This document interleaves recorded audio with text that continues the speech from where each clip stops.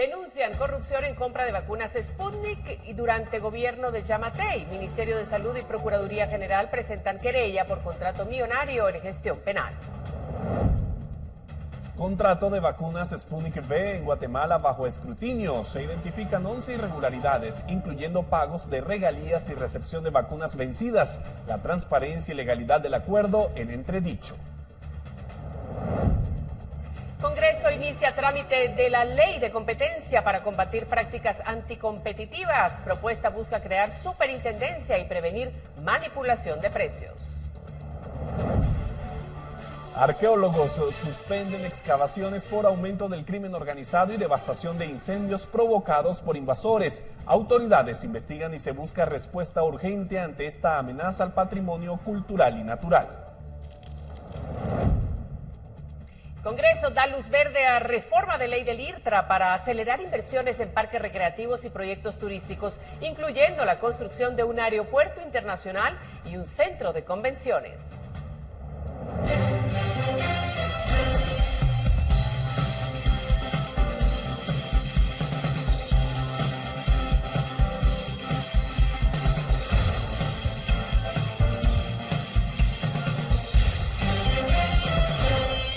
¿Cómo están? Buenas noches, gracias por estar a esta hora con nosotros en la emisión estelar de Noticiero Guatevisión. Hay mucha información, qué bueno que ya está en sintonía. Alberto, buenas noches. Buenas noches para ti, María Luis, y para todos nuestros televidentes. Así es, todo un equipo periodístico preparado para darles las informaciones más relevantes de este día. Vamos directamente a ellas. El Ministerio de Salud y la Procuraduría General de la Nación presentaron este jueves una denuncia por compra de vacunas Sputnik V contra el COVID-19 compradas en la gestión de Alejandro Yamatei. El Ministerio de Salud, la Procuraduría General de la Nación y la Comisión contra la Corrupción presentaron una denuncia por la compra y contrato de las Sputnik que fue firmado durante el gobierno de Alejandro Yamatei, el cual venció el pasado 30 de marzo. La querella se presentó en gestión penal del organismo judicial. La adquisición de las vacunas rusas contra el COVID-19 se dio con hermetismo, con la firma de un contrato del que hasta hoy se desconocían los términos. Amelia Flores, ministra de Salud de la pasada administración, fue quien anunció el 30 de marzo de 2021 que Guatemala había entrado en las negociaciones con la empresa Human Vaccine LLC y que se pagaron 614.5 millones de quetzales, que correspondía al 50% de la compra, para recibir 8 millones de dosis, de las que más de la mitad se vencieron. Julio Saavedra, titular de la PGN, indicó que la denuncia se interpuso por la posible comisión de los delitos de abuso de autoridad, incumplimiento de deberes y peculado o malversación de fondos contra la exministra de Salud, Amelia Flores. Además, indicó que la denuncia se interpuso en gestión penal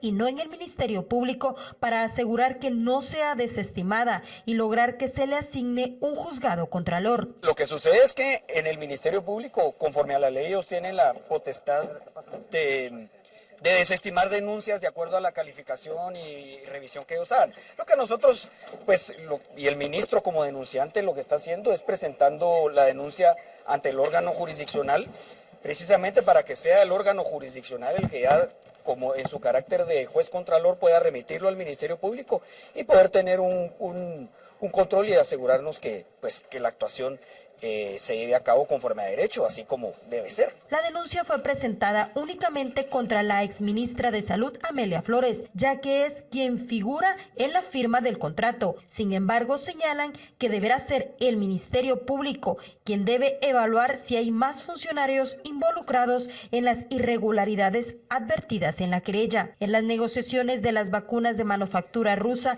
el ex canciller Pedro Brolo incluso viajó a Rusia, donde se brindó una conferencia de prensa en junio de 2021 para defender la negociación de las millones de vacunas. Además, este contrato pasó por análisis y aval de Jorge Luis Donado, quien estaba al frente de la PGN en ese momento, y el presidente Alejandro Yamatei, además de Miguel Martínez, que según una investigación presentada por el Departamento de Estado de Estados Unidos, habría recibido sobornos por esa compra millonaria de dosis. Se intentó obtener una postura con la ex titular de Salud, sin embargo, no se obtuvo respuestas. Con imágenes de Óscar Vázquez, reportó Andrea Domínguez. Pero, ¿cómo llegamos a este contrato poco claro y a negociar a ciegas la compra de vacunas rusas durante la pandemia del COVID-19 en el año 2021? Vamos a explorar el camino que siguieron estas negociaciones. El contrato de las vacunas Sputnik V, que se firmó entre el gobierno de Guatemala y Rusia el 30 de marzo de 2021 durante el gobierno del entonces presidente Alejandro Yamatei, tiene más sombras que luces. Este tenía el propósito de adquirir al menos 16 millones de dosis de la referida vacuna para poder inmunizar a unos 8 millones de guatemaltecos. El 5 de abril, el Ministerio de Salud, a cargo de Amelia Flores, informó que había comenzado el proceso de pago de 614.5 millones de quetzales, unos 79.600.000 dólares, que correspondían al 50% del total para la compra de vacunas rusas Sputnik. Sin embargo, las vacunas no comenzaron a llegar según se tenía previsto. Derivado a ello, en julio de 2021 se realizó una renegociación del contrato, en el cual incluso se brindó una conferencia de prensa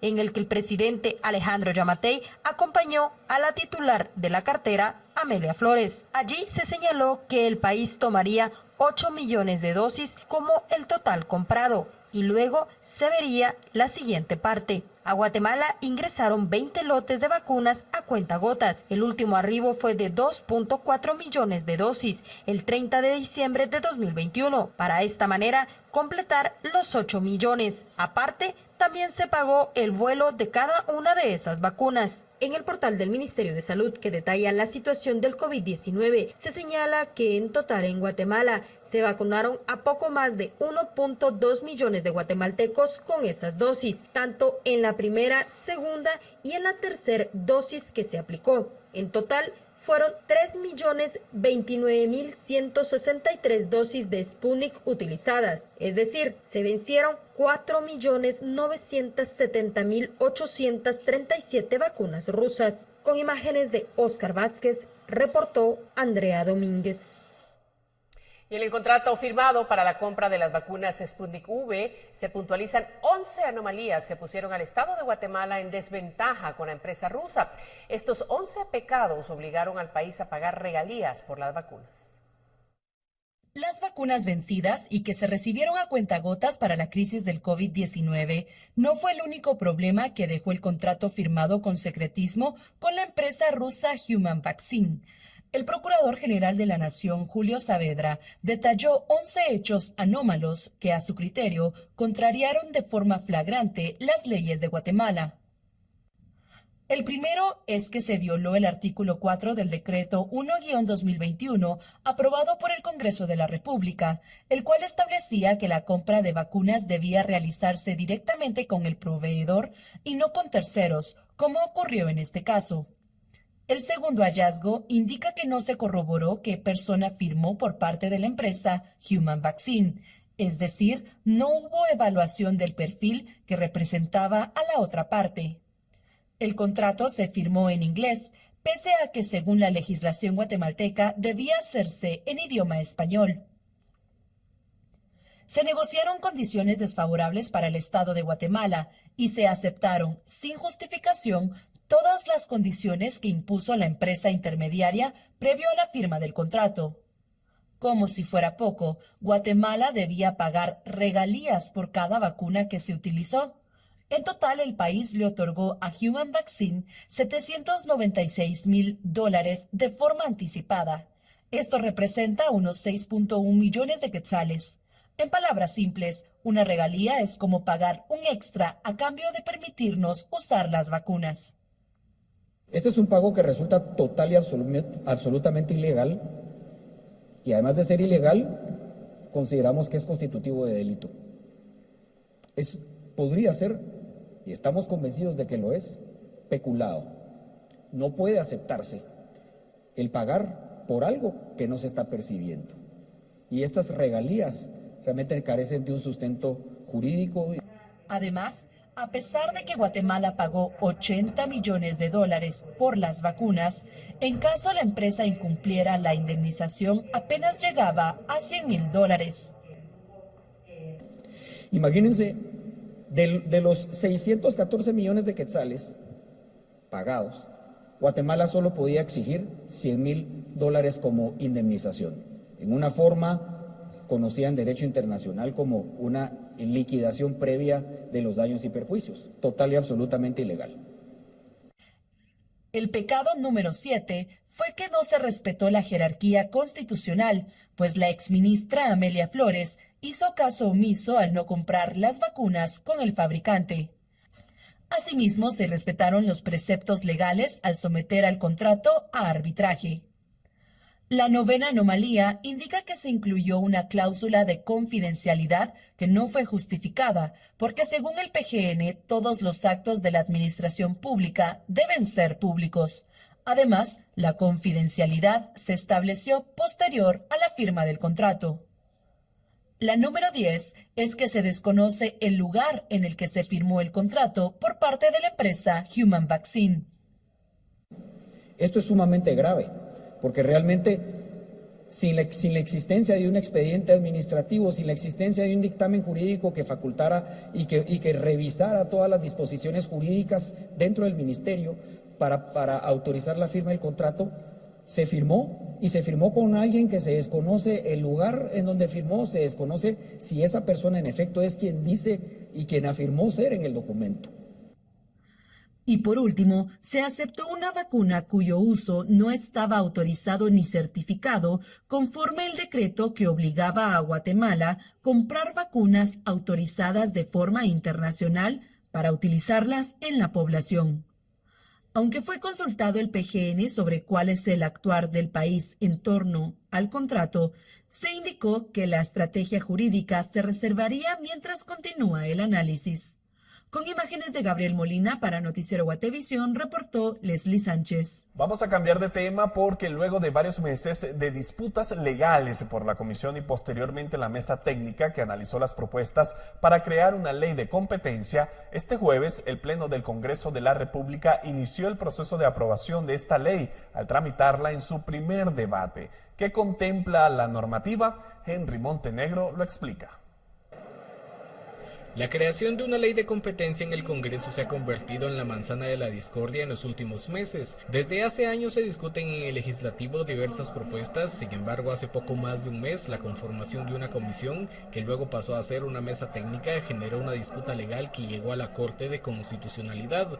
Pese a esta situación, este jueves finalmente se tramitó en su primer debate la propuesta que contempla aprobar una ley de competencia en el país. La iniciativa que se está impulsando es la 5074 que cuenta con dictamen desde el 2018. A la propuesta ahora le faltan 2 sesiones más para aprobarse, sumado a las enmiendas que se deben consensuar. La iniciativa, entre los principales puntos, establece que su finalidad es promover y defender la libre competencia para el fortalecimiento de la eficiencia económica, así como prevenir, investigar, combatir y perseguir las prácticas anticompetitivas. Entre estas prácticas se encuentra la concertación y manipulación de precios, así como limitar o restringir la producción. La normativa también pretende crear una superintendencia de competencia que sería un ente autónomo encargado de la prevención y sanción de las prácticas anticompetitivas en el mercado.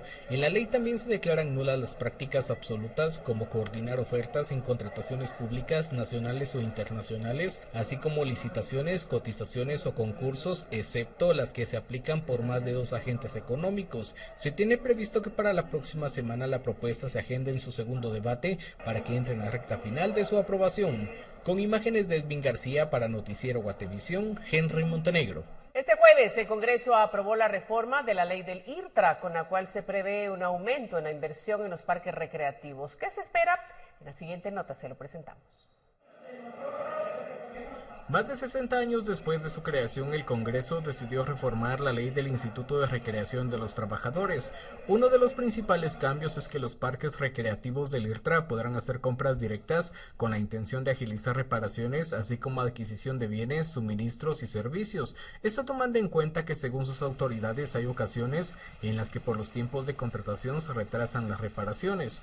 Esperamos, tenemos que hacer un reglamento de compras que obviamente no tiene que apartarse de las normas internacionales de transparencia, que eso fue justamente una sección de texto que le agregaron en una reforma, y estamos totalmente de acuerdo. La institución es una institución sana, es una institución transparente, es una institución que ha mantenido un prestigio importante, que en 62 años no ha tenido hallazgo alguno de la Contraloría de Cuentas.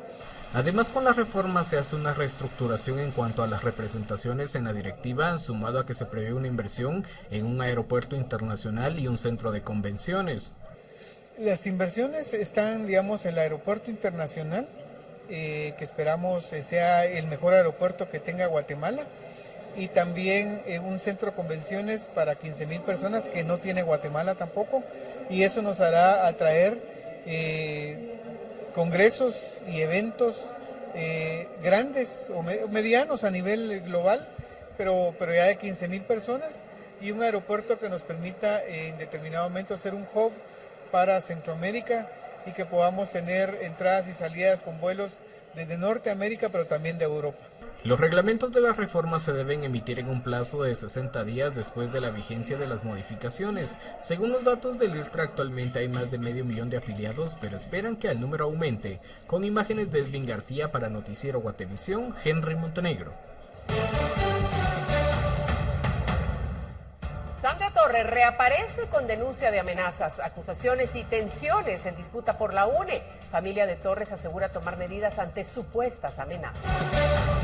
Tenemos más información. Los arqueólogos dicen correr peligro en las excavaciones e investigaciones que realizan en Petén debido al aumento del crimen organizado, los incendios y las invasiones. Un arqueólogo que prefirió el anonimato afirmó a Prensa Libre y Guatevisión que los proyectos de investigación y excavación en Lechugal y Naxtún en Petén quedaron suspendidos debido a los incendios provocados por supuestos invasores y grupos del crimen organizado que se apoderan de la zona. Agregó que hace menos de una semana un grupo de personas con fusiles y tractores ingresaron a Naxtún para intentar invadir al menos 32 kilómetros de un área protegida. Además, comentó que este no es el único lugar que está siendo afectado. También la selva del sitio arqueológico Aguacateca, en Petén, donde hace 2 días los invasores prendieron fuego. Agregó que en el Parque Nacional Laguna del Tigre, considerado como área protegida, hay al menos 37 comunidades que talan árboles de forma ilegal. A criterio del experto, la mayoría de las personas que invaden esas áreas lo hacen para el tráfico ilegal de animales exóticos, la tala de madera, la explotación de recursos naturales y el saqueo de sitios arqueológicos.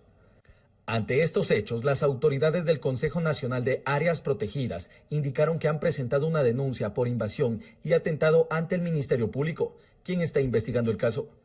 Agregaron que desde el 2010 a la fecha han presentado 1.538 denuncias, 1.090 por atentado contra el patrimonio natural y cultural de la nación y 448 por usurpación de áreas protegidas. Otros arqueólogos afirmaron que han suspendido temporalmente las excavaciones e investigaciones en Petén ante el aumento del crimen organizado que intenta invadir las áreas protegidas. El arqueólogo guatemalteco Tomás Barrientos coincidió con las opiniones de los otros entrevistados, que la labor se ha tornado difícil debido a la falta de gobernabilidad. Hay muchos sitios arqueológicos que están ubicados en estas áreas que están pues muy cerca de las áreas invadidas. Entonces los proyectos arqueológicos tienen que coordinar con el CONAP y especialmente con las concesiones forestales y las otras instituciones que tienen presencia en el área para crear pues mecanismos para básicamente defender el territorio de estas amenazas. Del 2009 al 2015 se redujo la cantidad de invasiones en Petén y se recuperaron más de 170,000 hectáreas en esos años, según Rudel Álvarez, exgobernador de ese departamento. Agregó que desde el 2016 a la fecha no hay voluntad política por parte de los gobiernos para combatir las usurpaciones y el daño a la biosfera maya. Pero sí, el departamento se encuentra ante una amenaza muy fuerte de que continúen estas usurpaciones buscando la expansión de la frontera agrícola y ganadera en el departamento. Y puntualmente se puede ver, por ejemplo, en casos muy puntuales como el tema de la guacamaya roja en el área del Huacá, Perú, que este es el único centro de anidamiento que hay en Centroamérica de la guacamaya roja y que durante muchos años se logró revertir esa extinción de la especie de la guacamaya roja y hoy nuevamente estamos viendo de que ese peligro es latente. El Ministerio de la Defensa indicó que han mantenido patrullajes junto a la Policía Nacional Civil y guardabosques en áreas protegidas. Señaló que localizaron árboles marcados y, según las primeras investigaciones, podrían ser de posibles invasores. Esto se registró en el área del Parque Nacional Nactún, que es en el límite político internacional entre Guatemala y México, al norte. Estos árboles marcados fueron localizados por una patrulla de guardarrecursos y ellos fueron los que dieron aviso. De inmediato se fortalecieron los patrullajes por parte del Ejército de Guatemala, que no solamente son del ejército, sino también se realizan con agentes de DIPRONA y guardarrecursos. El Departamento de Comunicación del Ministerio de Gobernación indicó que hay un acuerdo dirigido por el Ministerio de Ambiente y ya lo han solicitado para activarlo. Agregó que actualmente hay una coordinación y la creación de los centros de operaciones interinstitucionales ubicados en áreas protegidas. Se solicitó una postura al Ministerio de Cultura sobre las acciones que estarían realizando por los proyectos arqueológicos suspendidos, pero no respondieron. Con imágenes de Gabriel Molina, para Noticiero Guatevisión, Rubén Lacán. Vamos a otras noticias porque continúa la incertidumbre para el partido político Movimiento Semilla y quienes habrían avalado la conformación del partido en el 2018. El próximo lunes será decisivo para determinar la existencia de la agrupación que llevó a la presidencia a Bernardo Arévalo. El magistrado del Tribunal Supremo Electoral, Maynor Franco, aclaró que quedará a consideración del Registro de Ciudadanos y la Inspectoría General del TSE determinar si se pondrá o no una denuncia en contra de quienes aprobaron la constitución del partido político Movimiento Semilla en 2018. Esta acción se deriva luego de que la FESI y el juez séptimo penal enviaran un oficio a los magistrados para que explicaran las acciones que han tenido a raíz de la evidencia que supuestamente muestra irregularidades en la conformación del partido Semilla. Según Custodio Franco, se ordenó tanto al Registro de Ciudadanos como a la Inspectoría que se emitiera un informe, el cual podría ser entregado al Pleno de Magistrados el próximo lunes. De interponerse alguna denuncia, esta abarcaría a todos los responsables que avalaron la creación del partido político. Eso es una facultad que tienen de conformidad al hacer el análisis del expediente, tanto el señor registrador de ciudadanos como el señor inspector. Ellos consideran de que hay motivos suficientes de conformidad con la ley para hacer una denuncia. Ellos son los que tienen la facultad para hacerlo de conformidad con la ley electoral y de partidos políticos. El partido Semilla enfrenta una investigación del Ministerio Público por la supuesta adhesión de firmas falsas y personas fallecidas al momento que se formó la agrupación política. De momento, la personalidad jurídica se encuentra suspendida provisionalmente por orden del juez Freddy Orellana. Con imágenes de Gabriel Molina para Noticiero Guatevisión, reportó Leslie Sánchez. Mientras tanto, la ex candidata presidencial Sandra Torres reapareció luego de las elecciones y lo hizo mediante un video en el que denunció supuestas amenazas sobre un plan para atentar en su contra o su familia por la disputa por la Unidad Nacional de la Esperanza e hizo señalamientos directos. El relato en la siguiente nota. Que públicamente en entrevistas con periodistas, con prensa. Con este video de alrededor de 3 minutos reapareció en las redes sociales la ex candidata presidencial de la UNE, Sandra Torres. Que hace un par de días me hicieron llegar anónimamente un audio con amenazas reales y contundentes hacia mi persona que quiero que escuche. Lo tenemos que meter a un car wash. Torres en el video reproduce un audio de un supuesto plan para atentar en su contra, esto supuestamente por la disputa por el partido UNE. Pero hay que hacerlo bien para que no sea como un asesinato, y después de hacer eso hay que irse por un tiempo a otro país porque las hijas van a tratar de averiguar qué pasó, y ya cuando pase todo el señor nos va a dar unos mejores puestos porque el partido va a ser de él. Torres hace señalamientos directos en su video. Sobre todo porque una de las disputas más evidentes y públicas que he tenido ha sido con dos personas del mismo partido, de la misma UNE, con el señor Adi Maldonado y con José Inés Castillo. La denuncia de Torres ya ingresó al Ministerio Público y se asignó a la Fiscalía Metropolitana. Sin embargo, la respuesta a los señalamientos de Torres no se hizo esperar, ya que el diputado Adín Maldonado, que lidera la otra facción de la UNE, también presentó una denuncia por difamación. Porque al final del día son puros chismes. Ahí estaba leyendo varios comentarios en las redes sociales y pues la misma gente se está dando cuenta de la veracidad de ese tema. Un video totalmente mandado a hacer y la verdad es que no tengo palabras para transmitir lo que está pasando, más que pedirle que le pida paz a Dios. O sea, ese tipo de acciones no le hacen nada bueno al país. El círculo familiar de Torres asegura que ya ha tomado medidas derivado de estas supuestas amenazas. Reforzamos nuestra seguridad, sepa que nosotros pues somos mujeres fuertes, como familia somos fuertes, ¿verdad? No tenemos miedo, sin embargo sí hemos reforzado nuestra seguridad porque como ya ve el audio pues es bastante explícito y el ataque pues es algo inminente que se expresa ahí, ¿verdad? La disputa por la UNE se dio en medio de la elección de la Junta Directiva del Congreso, donde una facción respaldó al movimiento Semilla y otro grupo menor se quedó respaldando a Torres. En ese momento comenzó la expulsión de algunos diputados, sin embargo, luego la facción mayoritaria tomó el control y dejó sin efecto dichas separaciones. Con imágenes de Esvin García para Noticiero Guatevisión, Henry Montenegro. Y pacientes con cirugías programadas en el Hospital General San Juan de Dios tendrán que esperar debido a la falta de medicamentos e insumos que continúan afectando a médicos y a aquellos que llegan buscando ayuda al centro asistencial.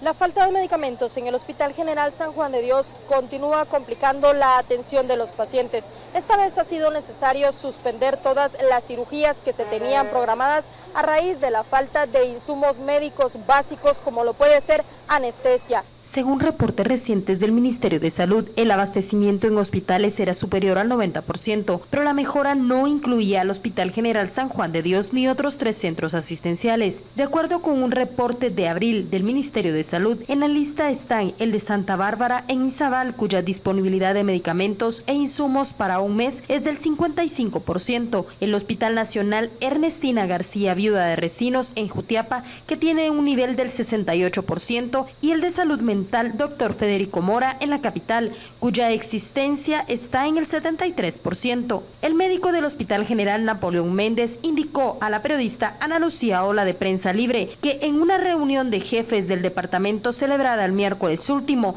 se expuso que está siendo muy peligroso operar porque hay pocos insumos básicos para dar anestesia. Aseveró que debido al ingreso de muchas urgencias se están utilizando los pocos medicamentos que quedan. Ahora se suspendieron todas las cirugías programadas, que son aproximadamente de 25 a 40 diarias. Entre estas, cirugías planificadas selectivas, cánceres, problemas gastrointestinales, vesículas, pacientes con problemas de diabetes, tumores, una serie de situaciones que no son urgentes, de vida o muerte, para hacer y priorizar insumos que en este momento están siendo utilizados para personas baleadas o accidentes de tránsito. Lo que más complica en este momento poder tener acceso a los insumos que requieren los médicos para la atención de los pacientes en uno de los 2 centros asistenciales más grandes del país se debe a una deuda de arrastre millonaria que dejó el entonces gobierno de Alejandro Yamatei. Hasta este momento, si bien la deuda original superaba los 250 millones de quetzales, ahora se tiene una de 100 millones y aún están en negociaciones para que los diversos proveedores puedan realizar el despacho de estos medicamentos. Con imágenes de Oscar Vázquez, reportó Andrea Domínguez. Juez acepta Procuraduría General como agraviada en caso de toma de la Universidad de San Carlos. Le ampliamos al regresar de la pausa.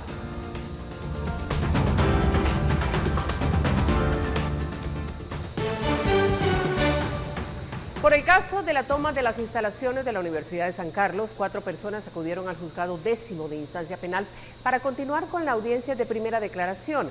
El juez Víctor Cruz aceptó la solicitud de la Procuraduría General de la Nación de adherirse al caso en calidad de agraviada.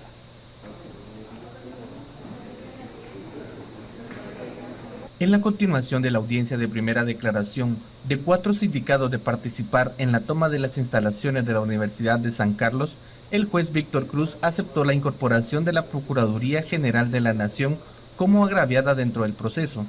El fiscal del Ministerio Público, Saúl Sánchez, realizó la imputación de hechos con los cuales busca que los sindicados sean ligados a proceso penal. En ese sentido se ha establecido también a través del Tribunal Supremo Electoral la existencia legal e ilegal, en este caso los partidos políticos Movimiento para la Liberación de los Pueblos, Movimiento Semilla, Movimiento Político WINAC, Voluntad, Oportunidad y Solidaridad, en los cuales participaron algunas de sus máximas autoridades en las tomas de la Universidad de San Carlos de Guatemala. Es más, dentro de las tomas de la Universidad de San Carlos de Guatemala también se tiene un video de la señora Karen Larisa Herrera, en el cual manifiesta claramente y abiertamente que se toma la universidad, y está en un video que se va a reproducir en su momento, en lo cual se establece claramente la participación directa de los partidos políticos, el interés de cada uno de ellos y también su interés político entre la toma de la Universidad de San Carlos de Guatemala. En ese sentido, la calificación jurídica se le va a hacer en su momento al finalizar la imputación de todos los sindicados. En esta audiencia comparecieron Elmer Velázquez, Marco Vinicio de la Rosa, Engelbert Gamaliel Blanco y Julio Antonio Solares. Ellos son el tercer grupo que enfrenta a la justicia y suma un total de 18 de 27 personas que son sindicadas de varios delitos dentro de la carpeta judicial. Hasta la fecha, 14 personas han sido ligadas a proceso penal y 2 han sido beneficiadas con falta de mérito a su favor. El juez Víctor Cruz decidió continuar con la audiencia el próximo martes 9 de abril, a partir de las 14 horas. Con imágenes de Eric Ávila y Byron Baiza, reportó para Noticiero Guatevisión, Elmer Vargas.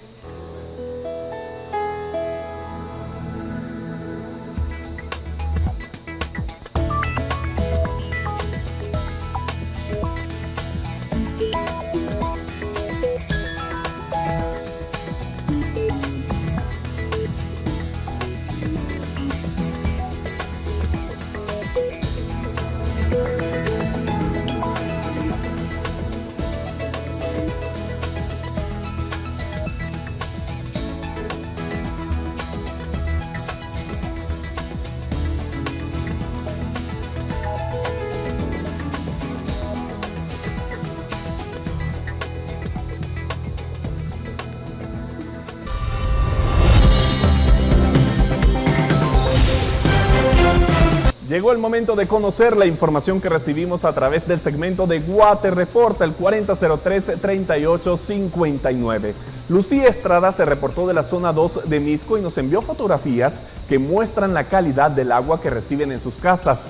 Nuestra televidente nos escribió que el agua cristalina está filtrada y la turbia es del Chorro y que las familias afectadas son de la colonia El Tesoro. Así fue la opinión de nuestra televidente.